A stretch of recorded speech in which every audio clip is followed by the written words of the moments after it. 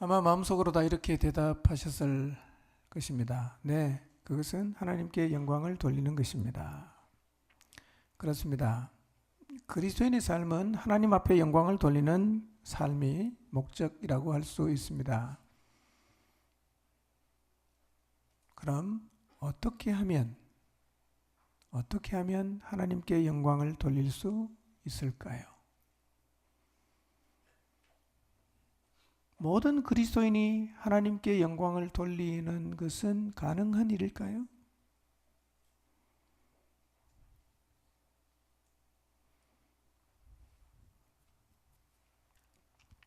1절에서 1절, 4절, 5절을 한번 읽어보겠습니다.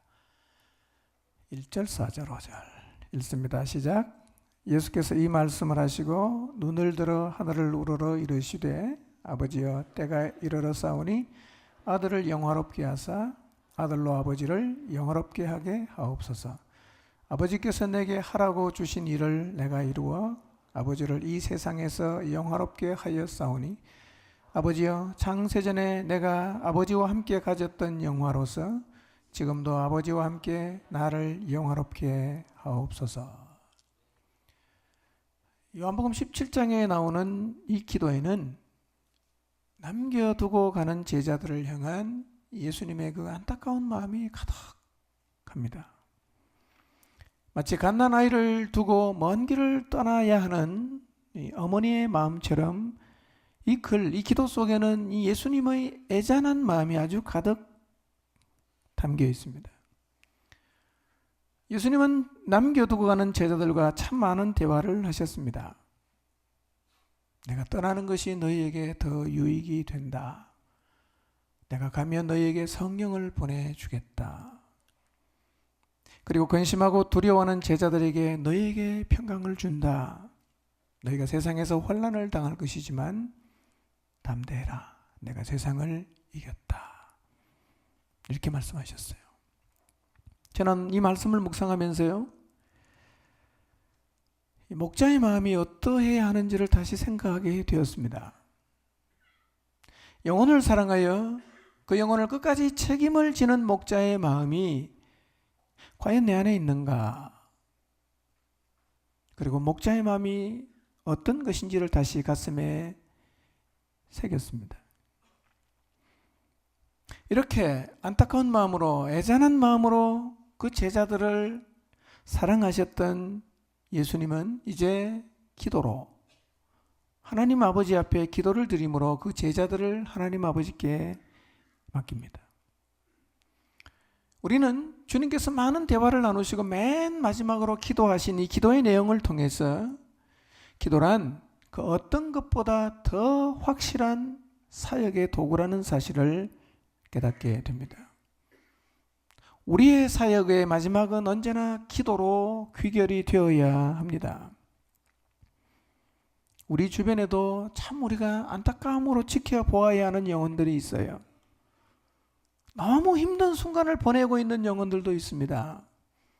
그들을 바라보면 그들을 위해서 우리가 해야 할 수 있는 일들이 보입니다. 찾아가야 하고 도와줘야 하고 함께 있어줘야 하고 격려해줘야 하고, 네, 그 일을 우리가 열심히 해야 합니다. 그러나 그것으로만 끝나면 곤란합니다. 우리가 아무리 열심히 사역을 해도 실제로 우리가 해결할 수 없는 많은 문제들이 있습니다. 그런 것들을 우리가 하나님 아버지 앞에 기도로 올려드려야 하고 맡겨드려야 합니다. 이것이 예수님의 사역을 통해서 우리가 배울 수 있는 영혼을 섬기는 자세입니다. 그런데 지금 우리에게 이 부분이 간과되고 있습니다. 영혼을 아버지께 맡겨드리는 기도가 자꾸만 생략이 되는 것 같습니다. 그러다 보니까 영혼을 섬기는 일이 자꾸만 건조해집니다. 영혼을 섬기는 것이 자꾸 힘에 부쳐요. 난 도저히 못하겠다. 한계 앞에 자꾸만 서게 됩니다. 그리고 이런저런 불협화음들도 생겨납니다. 왜 사역의 현장 속에서 이런 현상들이 생기느냐 하면 바로 기도가 생략이 되었기 때문입니다. 영혼을 위해서 헌신하고 수고하는 일, 소중한 일입니다. 그리고 그 일은 결코 멈춰서는 안 된 일입니다. 그러나 동시에 하나님께 영혼을 맡겨드리는 기도가 우리 가운데 다시금 살아나야 합니다. 그러나 오늘 예수님이 드리는 기도는 우리에게 매우 중요한 사실들을 가르쳐 줍니다. 오늘 예수님의 기도를 우리가 이렇게 읽어보면 그리스도인의 삶의 목표가 무엇이어야 하는지, 우리가 그렇게 소원하고 있는 하나님을 영광스럽게 하는 삶은 도대체 어떤 것인지를 아주 명확하게 예수님께서 기도를 통해서 가르쳐 주십니다. 1절에 예수님께서 이렇게 기도하세요. 아버지여, 때가 이르러 싸우니 아들을 영화롭게 하사 아들로 아버지를 영화롭게 하옵소서. 이렇게 기도하십니다. 때가 이르러 싸우니 아들을 영화롭게 해 주십시오 라는 말의 의미가 무엇일까요? 때가 이르렀습니다. 이제 아들을 영화롭게 해 주십시오. 이렇게 예수님이 기도하셨어요. 언젠가 제가 요한복음에서 나오는 때가 어느 때인지에 대해서 말씀드린 기억이 나는데요. 여기서 말하는 때는 십자가의 때입니다. 그런데 예수님께서 십자가를 지시는 이 십자가는 그냥 예수님이 십자가를 지시고 죽었다, 이게 아니라 주님이 십자가를 지시는 그때는 사탄이 멸망하는 때입니다. 믿는 자들의 죄가 속해지는 때입니다. 부활의 서곡을 울리는 때입니다. 그리고 교회가 탄생되는 때입니다. 십자가를 지는 때에 이런 일이 동시에 일어납니다. 그런데 예수님은 지금 이 십자가를 질 준비가 다 되셨어요. 그러므로 이때 예수님께서 이때라고 말하는 십자가를 지는 순종의 때야말로 주님 자신을 가장 영화롭게 하는 때이고 동시에 하나님을 영화롭게 하는 때입니다. 이 영화롭다는 말과 영광스럽다는 말은 똑같은 말입니다. 영화라는 말도 독사라는 말이고 영화롭게 한다는 말도 독사라는 말입니다. 똑같이 번갈아가면서 생각하시면 훨씬 더 이해하기가 쉬울 것입니다. 그러니까 예수님이 가장 자신을 영광스럽게 하는 게 뭐냐면 하나님의 목적에 순종하는 거예요. 그러면 오늘 우리의 인생을 가장 영광스럽게 하는 것은 뭘까요? 그것은 4절에 우리가 다시 보겠지만 아버지께서 내게 하라고 하신 일에 순종하는 겁니다. 아버지께서 내게 하라고 하시는 일에 순종하는 것이 그리스도인에게는 최고의 영광이라는 겁니다. 그리고 동시에 그것은 하나님에게 올려드릴 수 있는 최고의 영광이 되는 거예요. 예수님께서 그렇게 말씀하셨어요. 요한복음 18장 11절을 보겠습니다. 요한복음 18장 11절 같이 읽어보겠습니다. 시작. 예수께서 베드로 들어 이르시되 칼을 칼집에 꽂으라. 아버지께서 주신 잔을 내가 마시지 아니하겠느냐 하시니라. 예수님은요, 아버지께서 주신 잔을 마셔야겠다라는 이 확고한 자세는 공생애를 시작할 때부터 지금까지 계속 가지고 계셨습니다. 기도하다가 이런 생각이 났어요. 그러면 하나님께서 나보고 하라고 하신 일이 뭘까?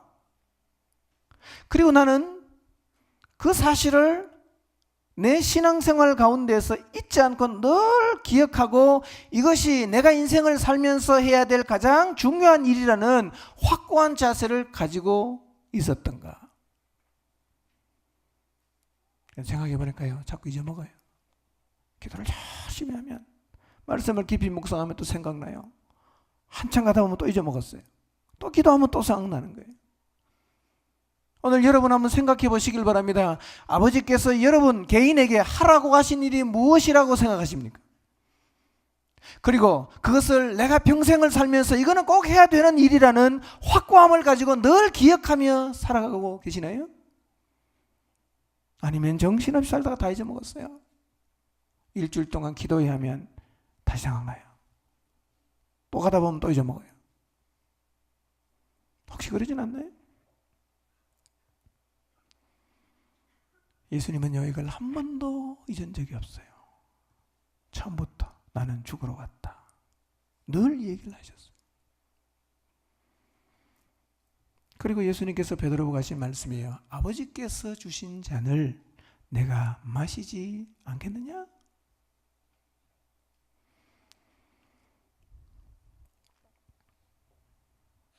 이런 자세가 예수님으로 하여금 하나님이 하라고 하신 일에 순종하게 했어요. 그런데 그 순종이 1차적으로 예수님을 가장 영광스럽게 했어요. 그리고 동시에 그것은 하나님을 가장 영광스럽게 하는 일이었단 말이에요. 고린도전서 10장 31절 말씀은 모든 그리스도인을 향해서 하나님에게 영광 돌리는 것을 인생의 목표로 삼아야 한다고 얘기하는데요. 같이 한번 읽어보겠습니다. 시작. 그런즉 너희가 먹든지 마시든지 무엇을 하든지 다 하나님의 영광을 위하여 하라. 우리의 인생은 무엇을 하든지 간에 하나님의 영광을 위해서 살아야 합니다. 근데 문제는 뭐냐? 어떻게 하면 하나님에게 영광을 돌리느냐 하는 방법에 관한 것입니다. 어떻게 하면 하나님에게 영광을 돌릴까요? 사람들은 일반적으로 이렇게 생각합니다. 그리스도인으로 세상을 살면서 이 세상에서 크고 작은 성공을 거둘 때 가급적이면 더 큰 성공을 거두면 하나님에게 더 많은 영광을 돌릴 수 있다고 생각합니다. 그래서 인생의 목표가 하나님에게 영광을 돌린다는 것을 빌미로 해서 성공이 되는 거예요. 이런 등식이 있어요. 성공 이꼴 하나님에게 영광 이꼴 축복. 이게 딱 머릿속에 각인이 되어 있습니다. 그래서 하나님의 영광이라는 말을 빙자해서 실제로는 자기 영광을 위해서 열심히 달려가는 그리스도인들이 너무 많다는 거예요. 그런데 오늘 말씀 보니까요, 그게 아니에요. 예수님이 하신 말씀을 보면 그리스도인들이 하나님에게 영광을 돌리는 것은 이 세상에서 큰 성공을 거두는 것하고는 사실은 별로 상관관계가 없어요.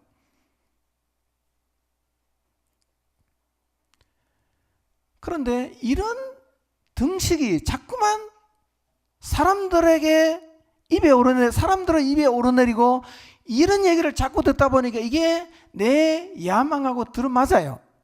그래서 어느 순간부터 내 마음속에서도 성공하는 것이 하나님에게 영광을 돌리는 것이고 성공하는 것이 하나님의 복이라는 등식을 그리스도인들의 가슴 속에도 다 각인이 되었어요. 그러다 보니까 놀랍게도 이 세상의 많은 그리스도인들의 삶 가운데서 예수님이 사셨던 삶의 방식이 자꾸만 사라집니다.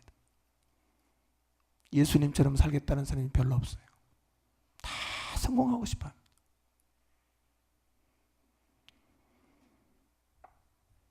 우리가 유의해서 보아야 할 것은 예수님은 이 세상에서 성공하거나 유명해질 수 있는 기회를 거절했습니다.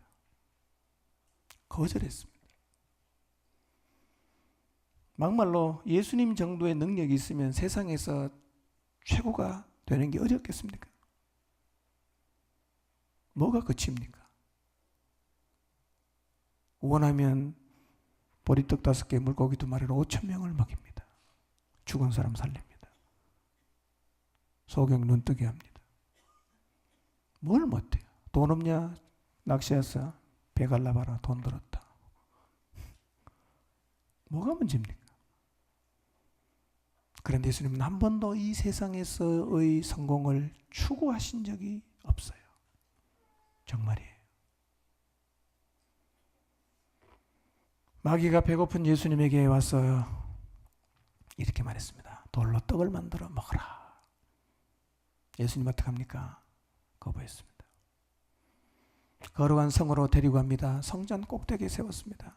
네가 만일 하나님의 아들이라면 하나님의 아들임을 증명해라. 뛰어내려라. 그럼 하나님이 천사를 보내서 너를 받아줄 거다. 예수님께서 뛰어내렸습니까?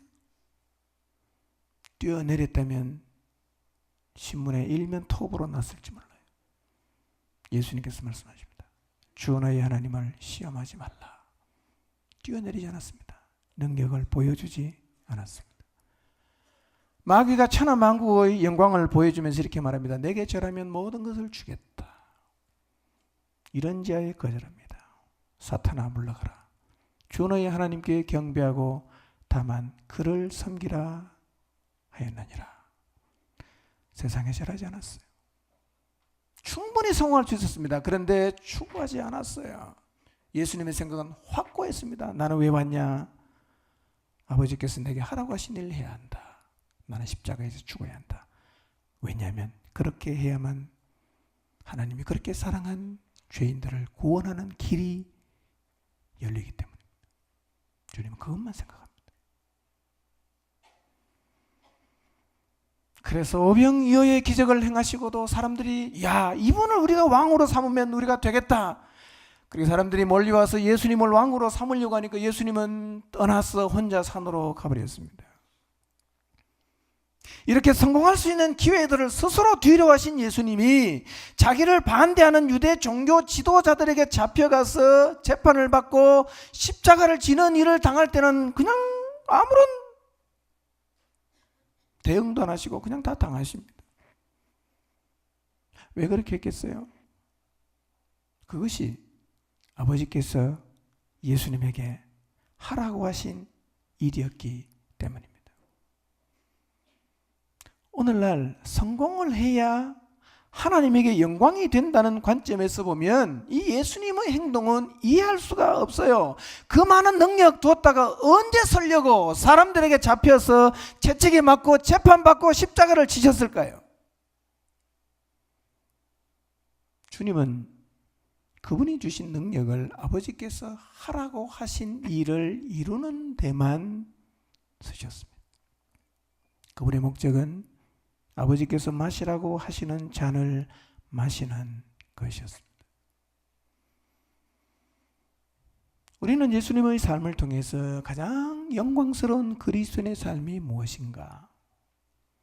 하나님에게 영광을 돌리는 삶은 어떤 것인지를 배워야 합니다. 그게 뭐냐면요, 여러분의 삶 가운데 하나님께서 하라고 하신 일이 있어요. 그것이 죽는 일일 수도 있어요. 그것이 당하는 일일 수 있고, 그것이 희생하는 일일 수 있고, 그것이 평생 가난하게 사는 일일 수도 있어요. 그러나 여러분이 하라고 하신 그 일을 감당할 때 그것이 여러분에게 영광이 되는 것이고, 그렇게 사는 여러분을 보고 하나님의 영광을 받는단 말이에요.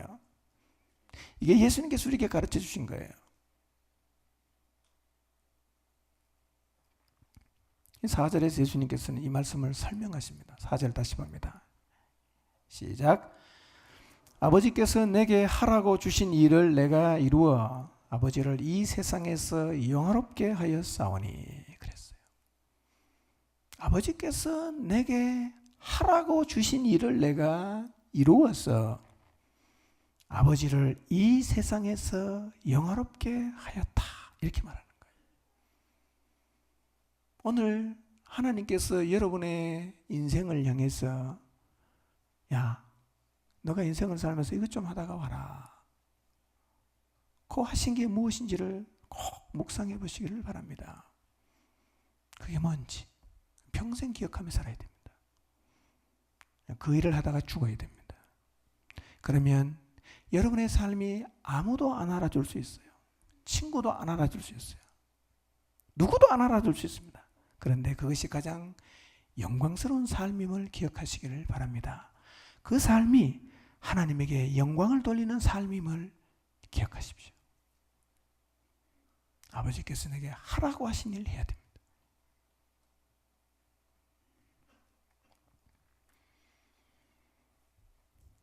그러면 한번 생각해 보세요. 우리 가정에서 아버지께서 내게 하라고 하신 일이 뭘까? 남편이 안 믿나요? 자녀들이 안 믿습니까? 문제가 있습니까?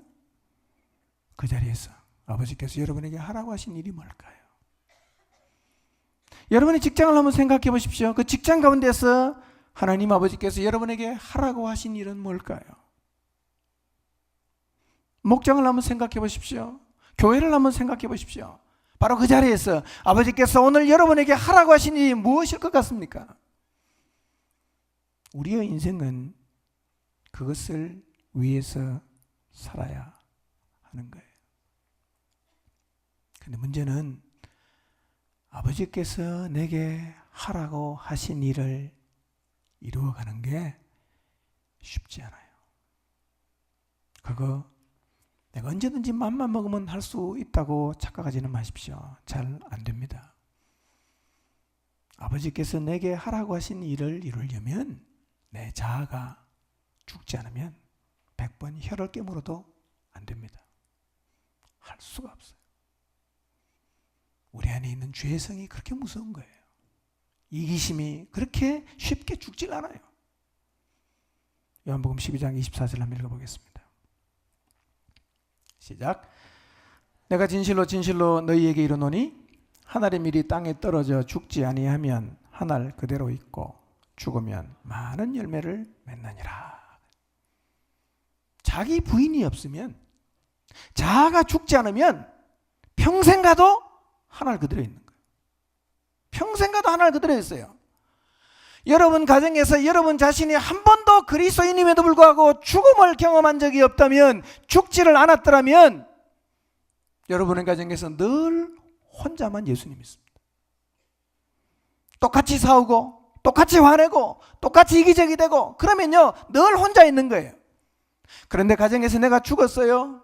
주님이 내게 하라고 하신 대로 내가 사랑합니다. 참아줍니다. 용납합니다. 도리어 그를 사랑하지 못하는 저 한 영혼도 받지 못하는 내 모습 보면서 회개합니다. 저 영혼을 이해하지 못하는 내 옹졸함을 보면서 회개하고 그를 품어가기 시작합니다. 계속 가보세요. 어느 날 우리 가정에 구원의 열매가 맺히는 거예요. 직장에서도 마찬가지입니다. 내가 죽지 않으면요 20년 직장 다녀도 나 혼자만 예수 믿어요. 내가 죽어야 돼요. 내가 세원해보고 좀 더 일찍 출근하고 내가 좀 더 희생하고 좀 더 수고 많이 하고 이타적이 될 때 그렇게 죽어가면 많은 열매가 여러분의 직장에서 맺히게 되는 거예요. 교회라고 다르겠습니까?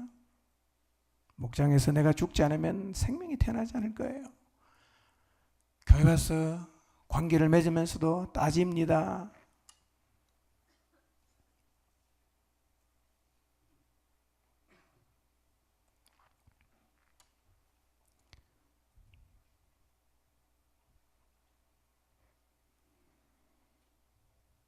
경우대로 받은 만큼만 줘. 절대로 안 죽습니다. 아무 일도 안 일어납니다. 예수님 말씀 기억하십시오. 하늘의 밀이 땅에 떨어져 죽지 아니하면 늘 한 알 그대로 있습니다. 근데 죽으면 많은 열매가 맺히는 거예요. 사실 전도의 시작은 우리가 죽기를 시작할 때가 전도가 시작되는 거예요. 죽기 시작할 때. 죽기를 한번 결심해 보시기를 바랍니다. 끝없이 섬겨줘 보세요. 끝없이 사랑해 줘 보세요. 바보처럼 해보세요. 반드시 생명이 태어나고 자라는 역사가 일어나요. 근데 이게 영광스러운 삶이에요. 이게 하나님에게 영광을 돌리는 삶이에요. 예수님께서, 하나님께서 여러분에게 하라고 하신 일을 이루어 가려고 하면, 내가 내 인생을 영화로운 인생을 살며 하나님에게 영광을 돌리는 인생을 살려고 하면 내가 죽어야 돼요. 내가 죽어야 됩니다. 예수님도 죽었죠. 예수님의 제자들 다 죽었어요. 정상적으로 죽은 게 아니라 정말 복음을 위해서 죽었습니다. 그런데 내 속에는 내가 너무 많아. 내 속에는 내가 너무 많아요. 별것 아닌 일인데 지면 소화가 안 되는 거예요. 옆에 사람이 들으면 야 그걸 가지고 뭘 그러냐 그러는데요. 나는 그게 소화가 안 돼요. 누가 지나가다가 나한테 인사를 안 했다. 이의 화를 막론하고 분노합니다. 나도 나한테 절대로 인사 안 한다. 이렇게 결심해요. 조그만 억울한 일 당해도 넘어가는 법이 없어요. 집에 가면 그 생각 때문에 잠을 못 잡니다. 조그만 손해를 봐도 마음속에서 이게 해결이 안 돼요. 어떻게 하든지 돌려받아야 됩니다. 누가 나를 오해했다고 생각하면 밤잠이 안 와요. 내 속에 내가 너무 많습니다. 나는 참 죽지 않아요. 치사할 정도로 죽지 않습니다. 죽어야 사는데 우리는 죽으면 정말 죽는 줄 알아요. 어느 순간 내가 죽은 줄 알았어요. 그런데 조그마한 이해되지 않는 일이 생기니까 순식간에 벌떡 내가 살아났어요. 펄펄 뛰면 난리를 칩니다. 교회가 뒤집어지고 가정이 뒤집어져도 상관없어요. 이거 밝혀야 된다는 거예요. 이거 바로 잡아야 된다는 거예요. 이게 죽은 겁니까 이게? 내가 안 죽으면요 아무 일도 안 일어납니다.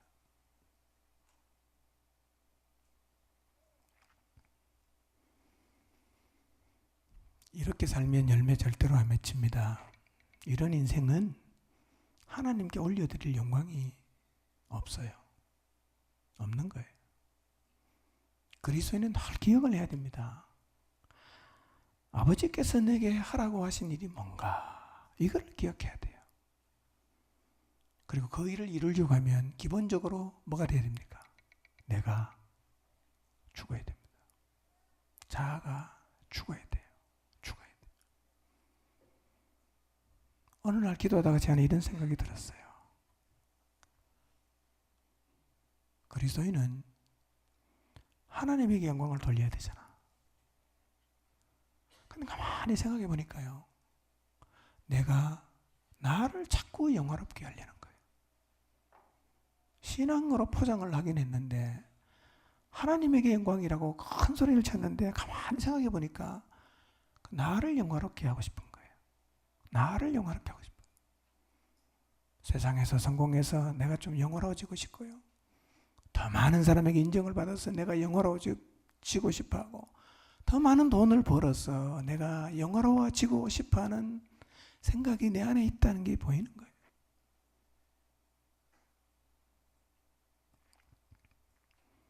늘 그냥 우리는 말로는 그러잖아요. 하나님의 영광 이러지만요, 사실은 마음속 깊은 곳에는 하나님의 영광이 아니라 나한테 영광이에요. 나를 영광스럽게 하는 거예요. 왜 이런 일이 벌어지는 걸 생각해 봤더니요, 이유는 딱 하나예요. 내가 안 죽으니까. 내 안에 꿈틀거리는 게 너무 많아. 내 안에 살아있는 게 너무 많아. 내가 안 죽으니까 하나님에게 영광을 돌리는 삶을 사는 게 안 되고, 내가 안 죽으니까 내가 나를 영화롭게 하는 삶을 멈추는 게 너무너무 어려운 거예요. 죽어야지. 안 죽어요. 잘 안 죽어요.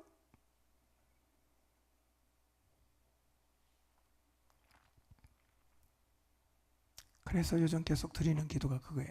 하나님, 자아가 죽게 해주세요. 내가 죽어야겠습니다.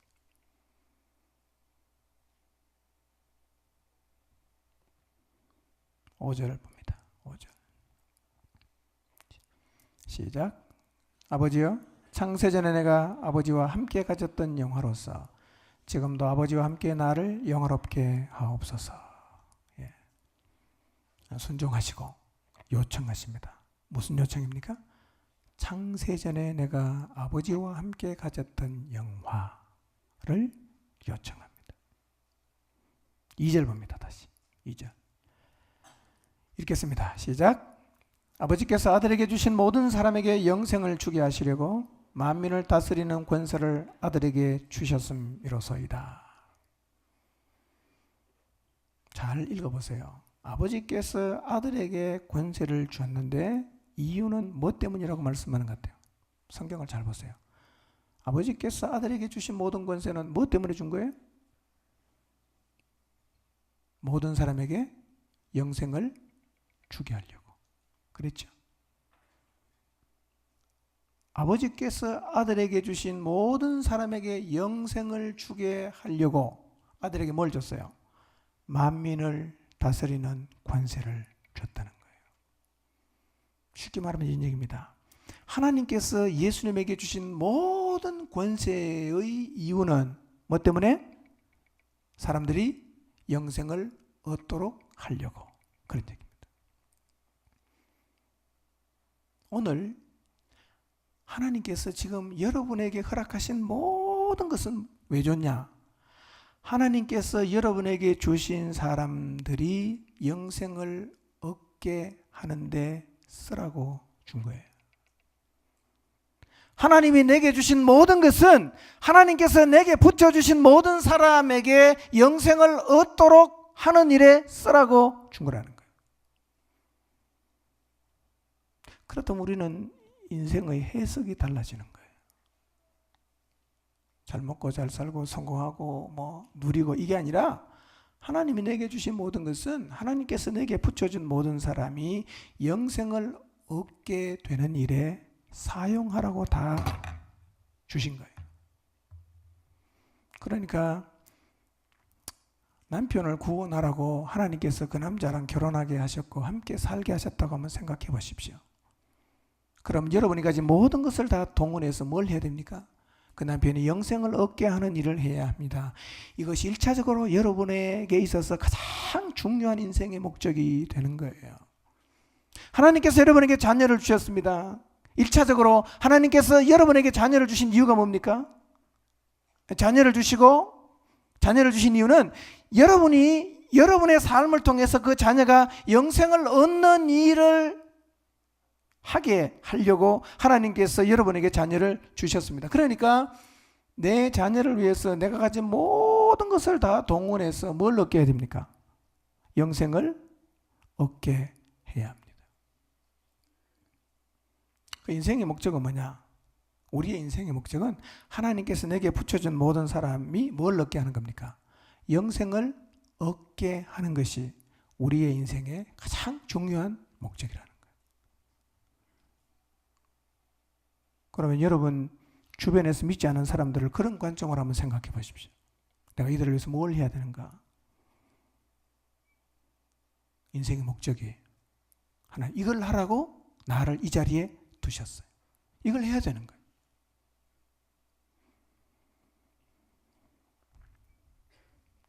자, 3절을 봅니다. 3절 읽겠습니다. 시작. 영생은 곧 유일하신 참 하나님과 그가 보내신 자 예수 그리스도를 아는 것이니이다. 자, 이게 예수님께서 영생을 좀 새로운 관점으로 정의를 하시는데요. 영생이 뭐라고 얘기합니까? 유일하신 참 하나님과 그가 보내신 자 예수 그리스도를 어떻게 하는 거? 아는 거. 이게 뭐라고요? 이 영생이래요. 그러면 이걸 2절과 연관해서 한번 생각해 보십시오. 우리의 모든 것을 다 동원해서 하나님이 내게 주신 모든 것을 다 동원해서 해야 하는 일이 하나님께서 내게 붙여준 사람들이 영생을 얻게 하는 일이에요. 그러면 우리가 다른 사람들에게 영생을 얻게 하기 위해서 어떻게 해야 됩니까? 3절처럼 하는 거예요. 뭘 해야 됩니까? 사람들에게 하나님과 예수님을 알게 하면 되는 거예요. 그게 뭐예요? 그게 영생이라는 거예요. 그러니까 하나님께서 여러분에게 붙여준 그 사람들의 영생을 얻게 하려면 우리가 뭘 해야 되느냐면 그 사람들에게 유일하신 참 하나님과 하나님이 보내신 예수님을 어떻게 하면 된다? 알게 하면 그게 뭐예요? 그 사람이 영생을 얻어요. 그러니까 하여튼 우리는 인생을 살면서 하나님이 내게 보내준 주변에 있는 사람들에게 늘 뭘 해야 되느냐면 하나님을 알게 해줘야 돼요. 예수님을 알게 해줘야 되는 거예요. 왜냐하면 하나님을 알고 예수님을 알면 뭘 얻어요? 그게 영생이에요.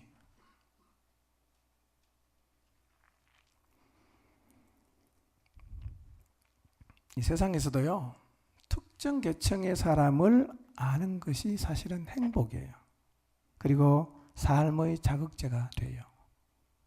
지난 수요일 저녁에 다윗과 요나단의 황공명 목사님이 우리 교회에서 간증 집회를 했어요. 그때 오신 분이 이제 다 누구를 압니까? 황 목사님을 알죠? 네. 우리 이번에 침례교단에 서울에 있는 성일침례교회 황교안 전도사님이 법무장관이 됐습니다. 자, 우리 교단의 전도사님이니까 우리가 이분을 안다고 할 수가 있겠죠? 그렇죠? 그런데 3절에서 안다는 말은 이렇게 안다는 의미가 아니에요. 집회에 참석해서 얼굴을 아는 정도, 아니면 어떤 단체에 같이 소속이 되어 있어서 아는 것을 말하는 게 아니라 3절에서 유일하신 참 하나님과 그가 보내신 자 예수님을 안다는 의미는 체험해서 안다는 의미예요. 체험해서 아는 거예요. 영생이 뭐냐? 하나님을 체험해요. 예수님을 개인적으로 경험합니다. 이 사람이 뭘 받은 사람이에요? 영생을 받은 사람이에요. 그러니까 우리는 우리 주변에 있는 사람들에게 그 사람이 하나님을 개인적으로 만나고 예수 그리스도를 개인적으로 만날 수 있도록 도와줘야 됩니다.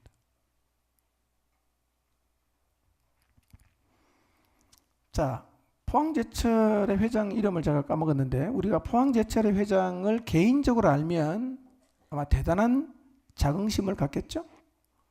어제도 나 그분 만나고 왔어. 뭐 이러면요, 사실은 사람들이 되게 우러러보지 않겠어요? 야, 너는 참 좋겠다. 그렇게 훌륭한 분 잘 알았어. 예, 굉장히 부러워할 거예요. 근데 하나님을 개인적으로 안다고 생각해 보세요. 예, 이게 뭐라는 거예요? 이게 영생이라는 거예요. 유일하신 하나님과 그분이 보내신 예수 그리스도, 그분을 개인적으로 체험해서 만나서 아는 게 뭐다? 그게 영생이라는 겁니다. 그러니까 우리가 다른 사람이 영생을 얻게 하려고 하면 뭘 해야 되느냐? 다른 사람들이 유일하신 하나님을 만나게 하는 거예요. 다른 사람들이 예수 그리스도를 개인적으로 만날 수 있도록 돕는 일을 해야 돼요. 이게 사역의 핵심입니다.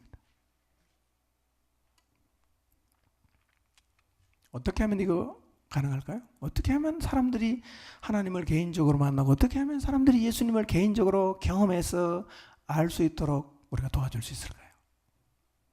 6, 7, 8절 읽겠습니다. 시작. 세상 중에서 내게 주신 사람들에게 내가 아버지의 이름을 나타내었나이다. 그들은 아버지의 것이었는데 내게 주셨으며 그들은 아버지의 말씀을 지켰나이다. 지금 그들은 아버지께서 내게 주신 것이 다 아버지께로부터 온 것인 줄 알았나이다. 나는 아버지께서 내게 주신 말씀들을 그들에게 주어 싸우며 그들은 이것을 받고 내가 아버지께로부터 나온 줄을 참으로 아오며 아버지께서 나를 보내신 줄도 믿어 싸움나이다. 8절을 보면 정확하게 설명합니다. 어떻게 영생을 줄 수 있냐? 8절은 이렇게 말하죠. 나는 아버지께서 내게 주신 말씀을 어떻게 합니까? 그들에게 줬어요. 아버지께서 내게 주신 말씀을 그들에게 줬어요. 그 사람들은 어떻게 합니까? 그들은 이것을 받고 그리고 어떻게 합니까? 내가 아버지께로부터 나온 줄을 참으로 알고 아버지께서 나를 보내신 것도 어떻게 했다? 믿었다는 거예요. 자, 그럼 우리가 다른 사람이 영생을 얻도록 하려면 뭘 해야 됩니까? 아버지께서 여러분에게 주신 말씀을 어떻게 해야 됩니까? 우리가 그들에게 줘야 되는 거예요. 줘야 되는 거예요. 우리가 아버지께서 내게 주신 말씀을 줬어요. 근데 언제 영생을 얻는 역사가 나타납니까? 받을 때.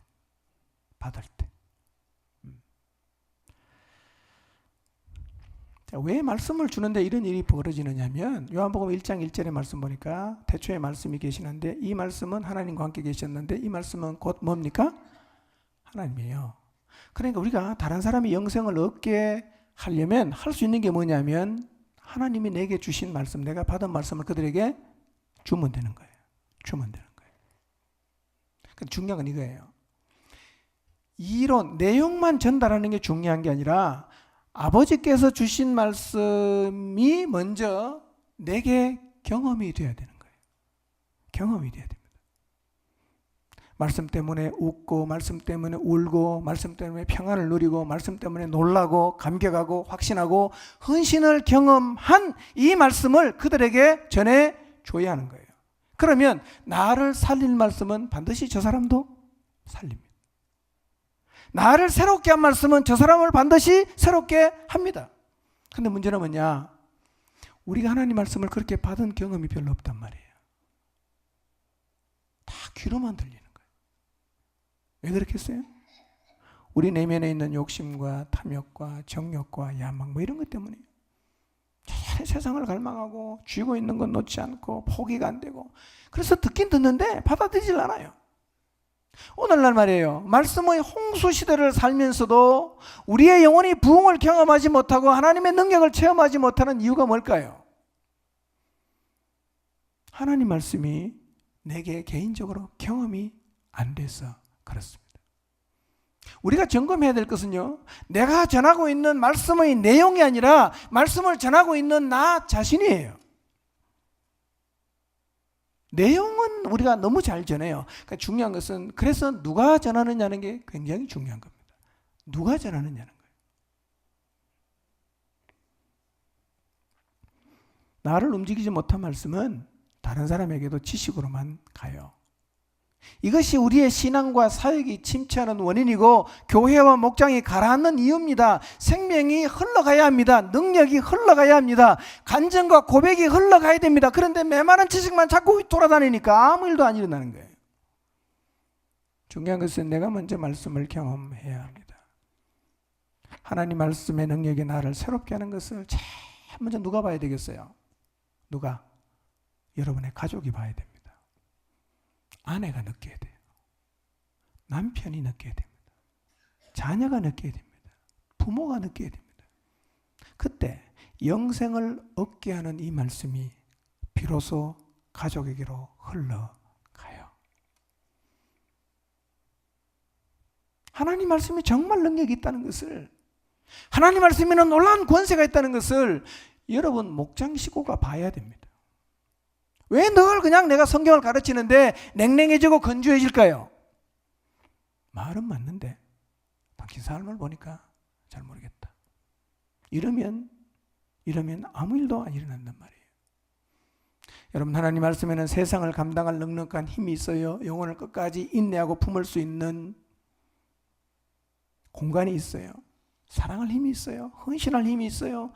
희생하고 손해보고 당해질 수 있는 힘이 말씀 안에 있단 말이에요. 내가 먼저 이 말씀의 능력을 경험해야 됩니다. 그리고 나를 통해서 흘러갈 때 비로소 하나님께서 내게 붙여준 사람에게 하나님의 영생이 임하는 역사를 보게 되는 겁니다. 기억하십시오. 하나님이 여러분에게 주신 모든 것은 왜 줬어요? 하나님이 여러분에게 붙여준 사람들에게 뭘 얻게 하라고? 영생을 얻게 하는 일을 하라고 하나님이 여러분에게 모든 것을 주셨다는 사실을 기억하십시오.